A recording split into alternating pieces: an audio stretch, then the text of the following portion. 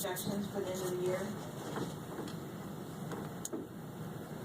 There's a revised revenue projection that shows an increase of approximately $163,000. This was an increase in local revenue due to additional child care revenue and miscellaneous revenue that we received. State revenue showed an increase in the state discretionary payment, and we also received an additional prior year adjustment in our state aid. And that has to do with if taxable values go down, and they'll adjust our state aid because that all is connected by the foundation loans. Federal and incoming transfers remained pretty even. The expenditures have decreased $37,000. The expenditures were decreased due to reduction in fees, conferences, audit costs, supplies, and indirect costs. And they were offset by reclassifications and adjustments to salary and benefits and balancing out the 147C MISPERS grant. And that's the grant that they gave us to offset some of the retirement. So they gave us money and then they billed us for the money they gave us in state aid and we had to pay it back. And then we had to charge off payroll at a certain percentage. Well, our percentage, the money they gave us wasn't as much as we had when we charged off the payroll. So we had to balance that out. So I had to add $62,000 to our budget to balance that payment out. Another thing that I found on my spreadsheet on my Excel spreadsheet, in my formula, 2 of the teachers had fallen off on the amended budget, so I had to put those back in to this year's.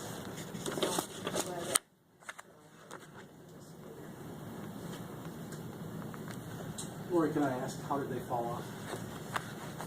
I copied and pasted and I added in a line, and what happened is the top line on my Excel sheet, the formula dropped off that top number. So when I was going back through them, I realized that the top number can't relate to them. The original budget adoption showed a deficit spending of $1.5 million, and the additional revenues, along with the reduction in expenditures, have reduced the deficit spending to $1.1 million. We're continuing to look at every expenditure through the end of the year and cut off spending to only very necessary things. And with that, we're expecting also 1% to 2% variance at the end of the audit. And that would, your building repair, things like that I didn't want to cut down to nothing in case something came up between that end of the year. Is that 1.2%, is that plus or minus, or is that more of a conservative approach where it's probably going to be a pickup as opposed to? I'm thinking that we're probably going to have around $200,000 left at the end of the year. I don't have all my utility bills in also, so I had to leave it a little bit open for that too.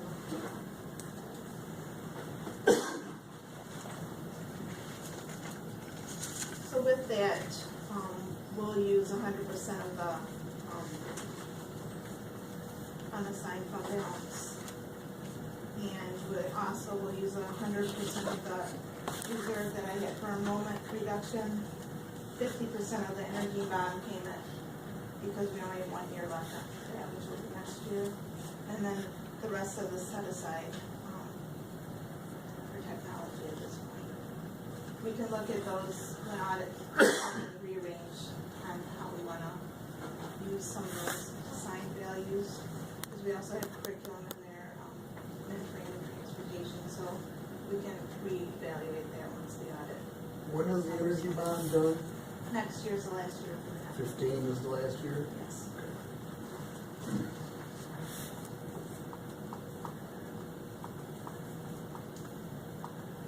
The proposed revenues for the debt will decrease by $23,000. This is due to the reduction of delinquent taxes and investment interest that I had budgeted at the beginning of the year.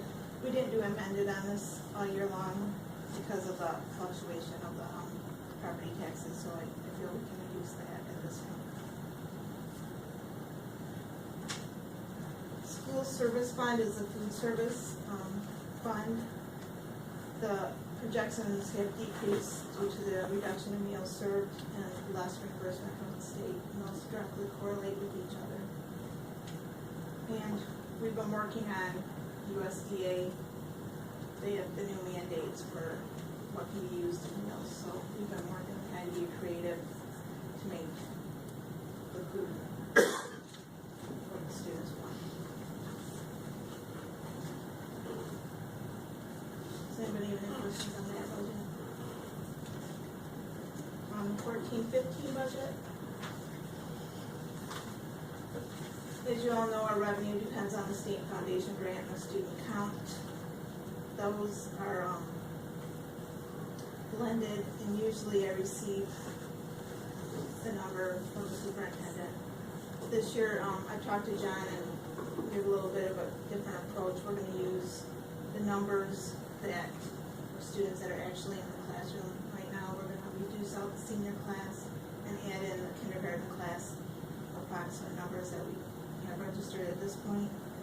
And then I prorated the Blue Water Middle College because we lose student count for them also.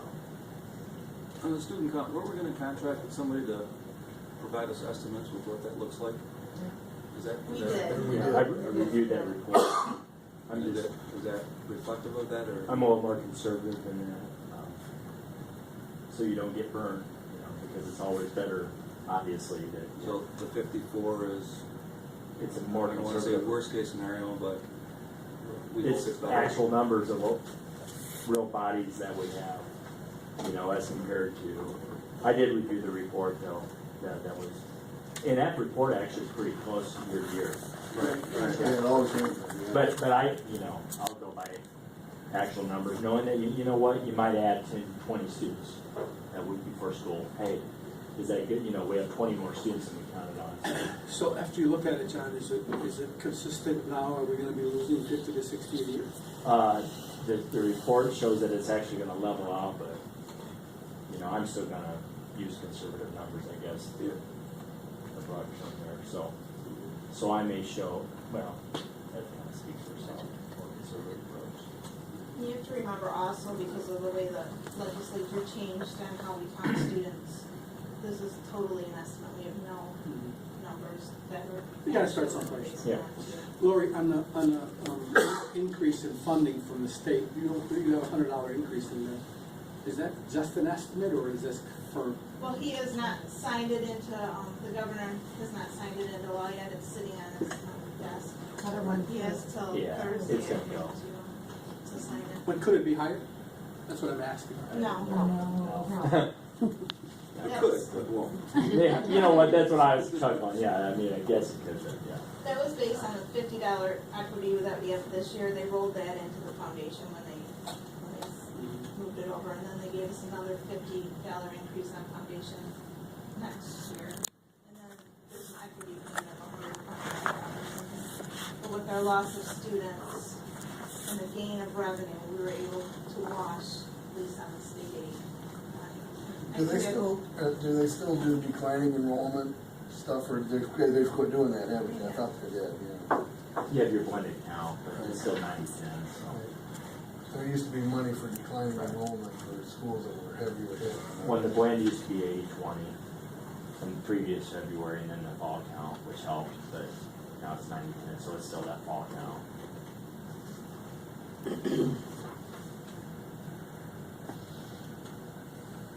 So in this, I just did a comparison from year to year on what our student blended count was versus what our foundation was, and then the total foundation revenue. I don't have the equity payment figured in this. This is purely foundation amounts.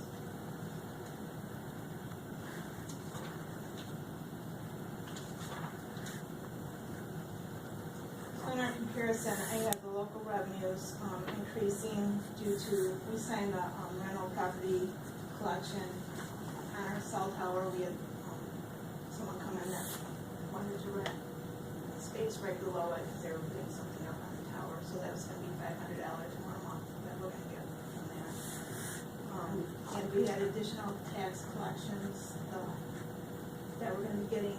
So rather than getting it in state aid, we're going to be getting it in tax. This way it increased that. The state revenue was decreased due to the reduction in students. There was a reduction in best practice amounts. And I eliminated the TRIG grant in that prior year adjustment, which was $70,000. These reductions will be offset by the 147C, which is that buy down that I talked about. I had to do the adjustment this year that increased the amount of money they're gonna, I hate to use the word wash through, but they give us the money and then they bill us for it. And then, I don't know if you remember, they had the early retirement incentive through the state where they were trying to reduce some of the employees. They also are gonna give us some money to help offset those costs too, but they're gonna do it the same way. They're gonna give it to us and then they're going to bill us for it, so, that's just kind of a wash. And the equity payment increase in there in the performance, funding, which we did receive performance funding this year where we had not received that in the past. The federal revenue showed a decrease due to the reduction in the federal award amounts, and they eliminated the carryovers. So once the audit's over and we establish those carryover amounts, those will be added back in to the amended budget.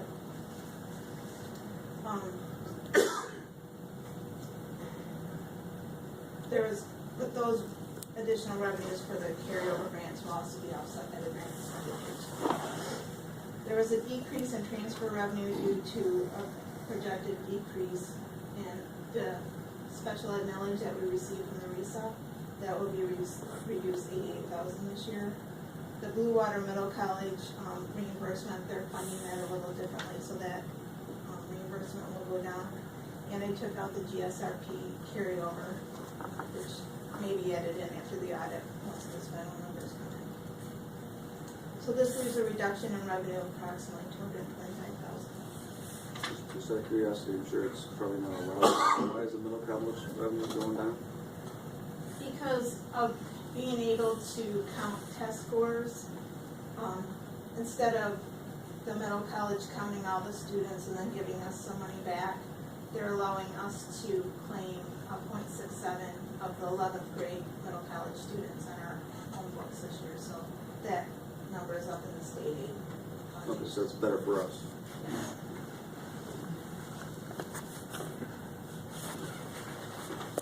This is the one I throw in each year just to kind of explain the foundation grant. It's based on the number of pupils times the state per pupil foundation. It's reduced by the amount of the 18 mills non-homestead local property tax, and then it can fluctuate.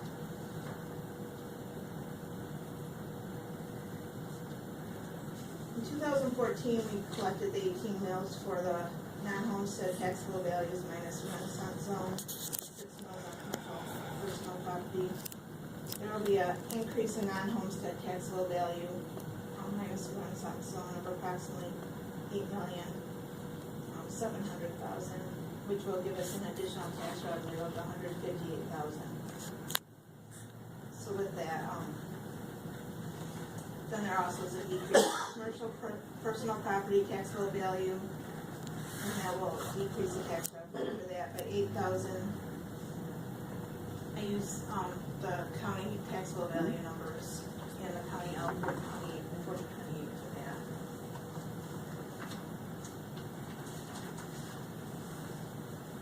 These are my major revenue assumptions.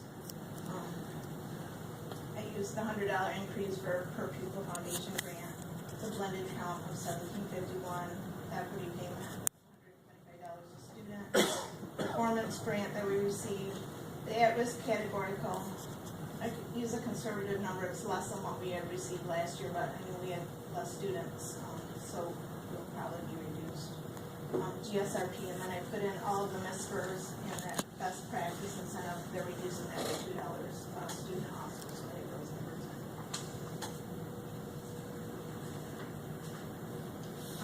There will be an estimated reduction of $116,000 in federal grant revenue due to elimination of the carryover grants, and in Title I we're receiving less this year than for 14-15 than what we did in 13-14. Just so you know, the IDEA grants are both special ed grants sometimes. It's hard to tell what grants are going to. Has the Indian grant always been the 18,000? It fluctuates a little bit, but it's between 17, 18, 19. We're kind of just, the financial holder of that. They turn their expenses into us, but they're both contracted, they're contracted employees that run that. And Tammy, Tammy writes the grant, it's kind of, we all volunteer time to help put in.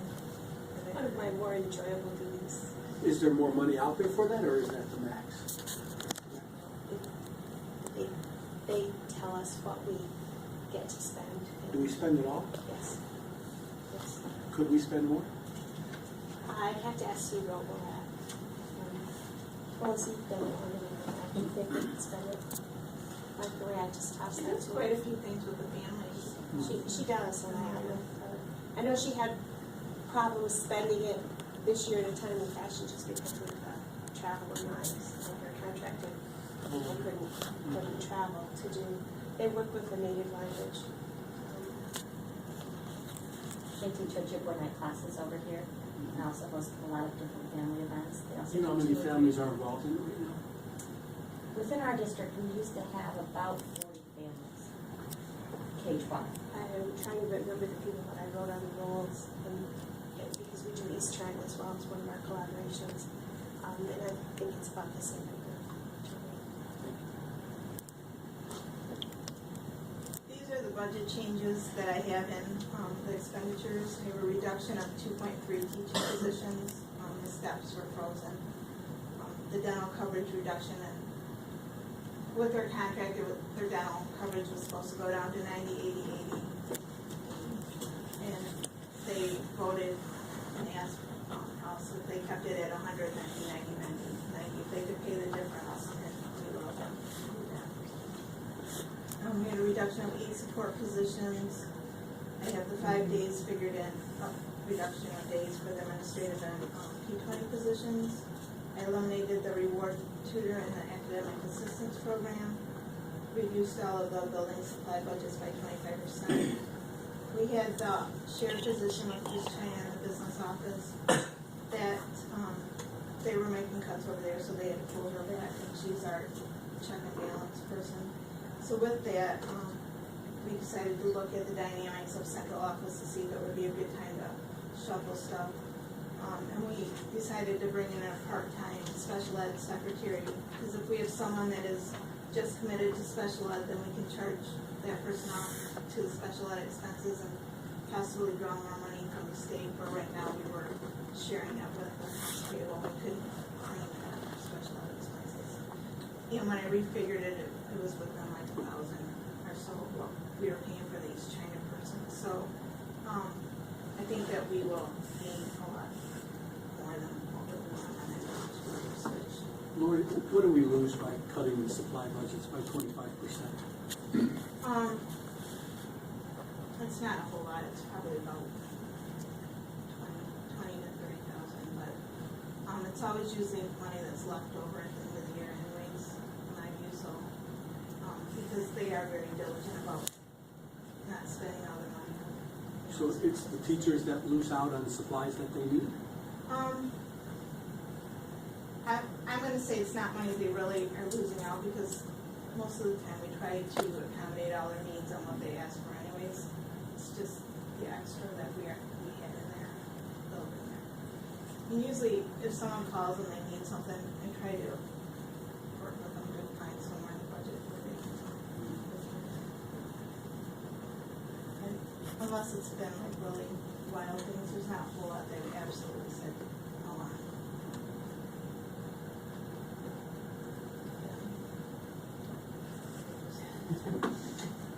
And then I've eliminated a discipline officer out of this budget. We have the EAT 2020 position at the high school that's opened up, so we're gonna do a little bit of rearranging over there with people, so we were able to eliminate those funds out. And then, we have lunch aides that go out on the playground and help in the lunchroom. Well, the state is mandated because those, people don't work in the kitchen and actually touch the food. Those cannot be cost to, food service anymore, they have to be, expense to general fund, so I remove them from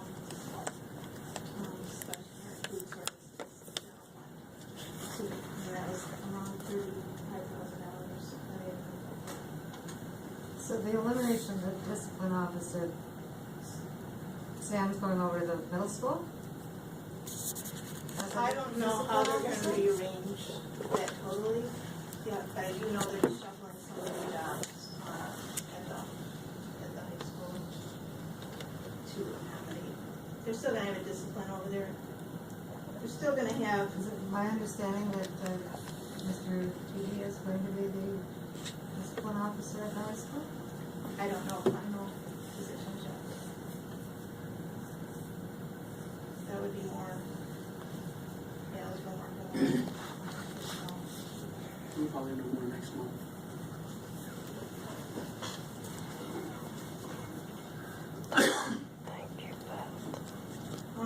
I also had salary adjustments reflecting contractual changes, there really weren't any contractual changes this time. And then the hard caps raised up with inflation, so I raised all of the insurances up for that. And the retirement rate, the legislature didn't hold it down like they originally said they were going to, so I needed to increase it to the 25.78%.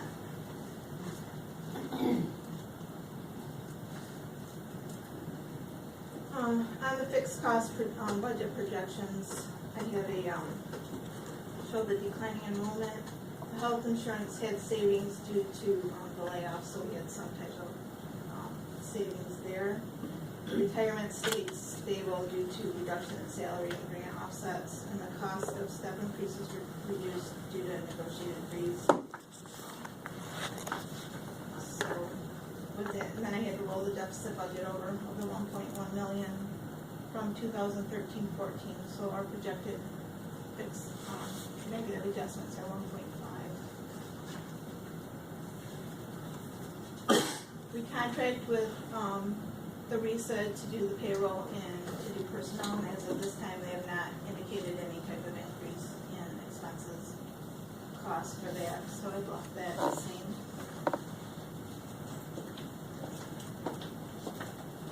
The general fund will have an approximately $8,000 increase when all the budget assumptions are taken into consideration.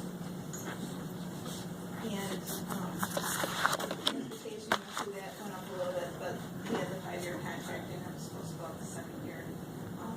This is the rate of inflation for each year. And it also has the daycare trail on the GSO parallel.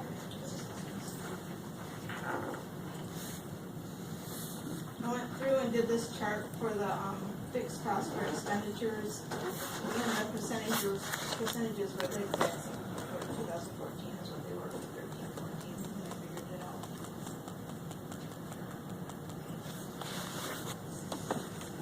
So, Lori, can I go back Yeah. to the transportation? Any surprises in that? Was it like we thought it would be? right now, they bill like 2 months behind, so I've been trying to do projected billings on what they're gonna show. I show that we're gonna come out even, but with that even number, we also had a supervisor that was able to be in place over there all year, and, we had to lease a bus because we had a second handicap student that we would have had to buy another lift, bus, so we were able to lease that from Dean rather than to purchase it. So if we would have had to purchase that bus, we would have been probably $100,000 more into the transportation budget than what we have now. And if we would have had to hire a supervisor on top of I think at one point I figured supervisor was like $75,000 or $80,000 that we would have added on. So I'm showing that we're breaking even or coming in a little under in the estimates, but I still have, I just got the amount. If we get another handicapped person in our district, is it another cost to us? Or No. are we okay with the bus that we're leasing? Well, we have 2 buses right now, so hopefully they could be figured into those routes. Okay. If one of those handicapped students were to leave the district, then it's an as-needed bus, so they would take the bus back when you have to purchase it. Now, in the transportation budget for next year, there's 2 buses. 2 of the buses are scheduled for replacement, 2 of the older buses, so those, the these numbers are figured into that key transportation. For next year's budget. Yeah, and that's what we have figured out when we, approve that budget to year. And, I mean, if you look at it too, we would have to purchase those 2 buses, that probably would have been $200,000. Just, Lori, are we anticipating that second handicap student again this coming year? I hope so, because that's FTE for us. It's always good to have families in the district. But as far as I know right now, they don't have that. We won't have this. So that will be 3 buses next year instead of the 2 that we had anticipated. But this year I didn't have a bus figured in there to lease either, so I've been able to stay pretty even, so I was happy with that.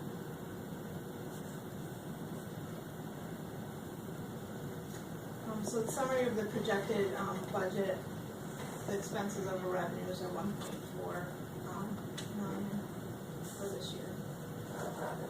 I did this next graph just because John came in and was asking questions, and I realized I probably never plotted it out on chart form, and it's kind of eye-opening when you actually look at it on chart form to realize that we're going into our 4th year of deficit spending, and it's a snowball effect, and we can't stay in that, so we are going to have to work very diligently to balance that budget to draw us out of deficit spending.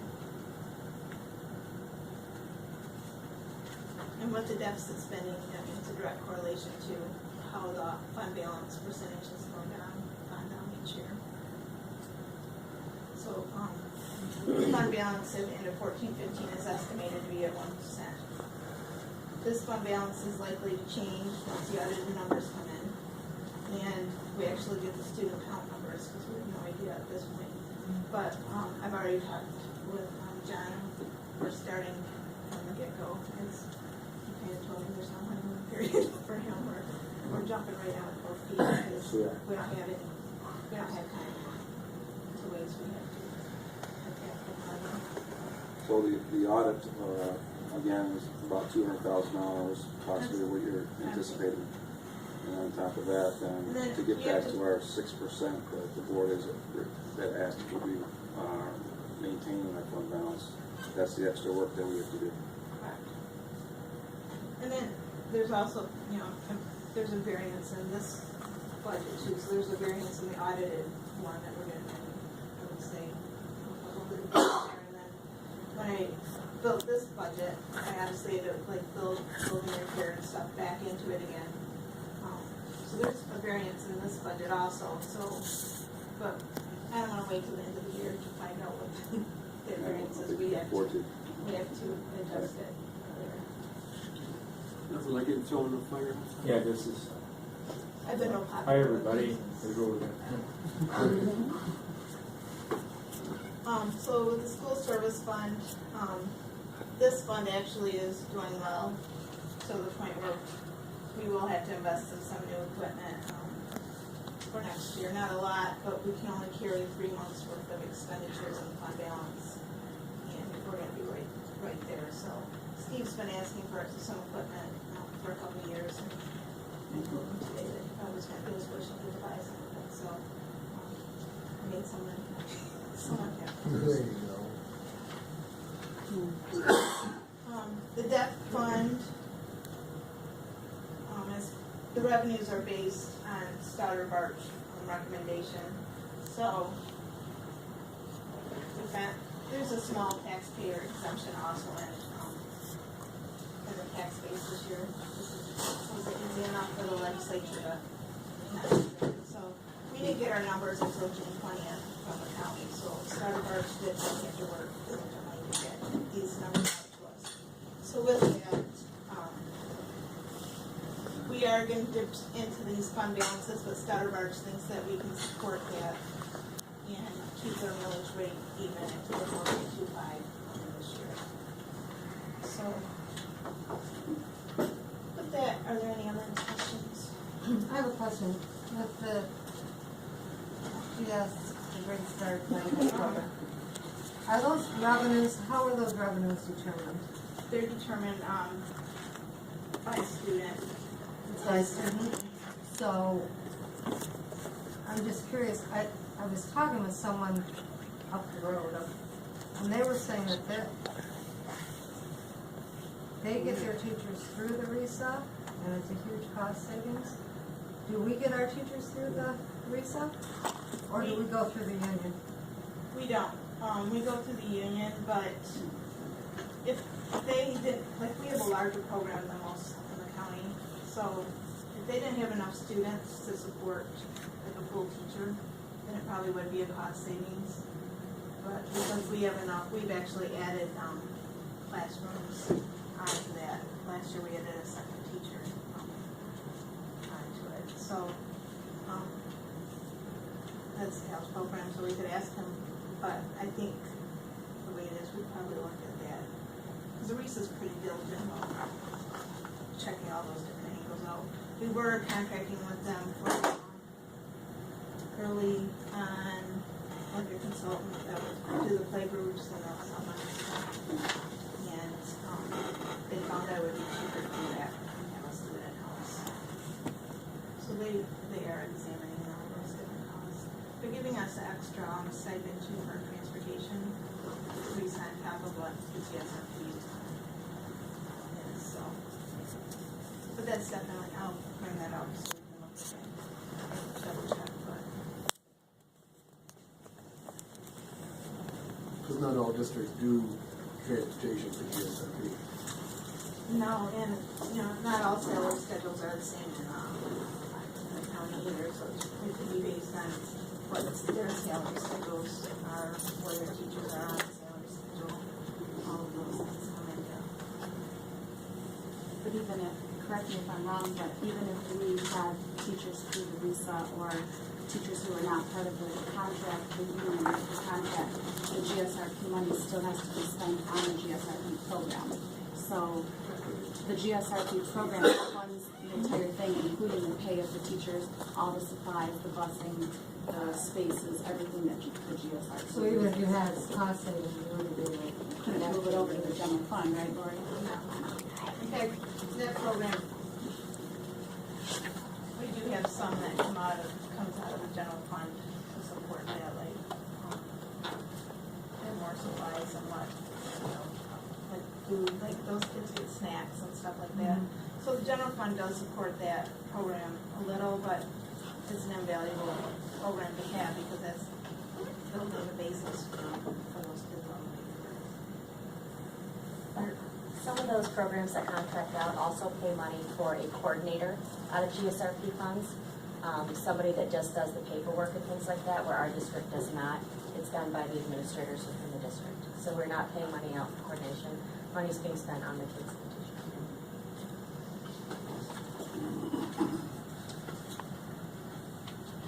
Well, if no one else has any questions? Well, thank you very much. I think we'll make a motion to adjourn the budget hearing at 6:52. And moving supported all.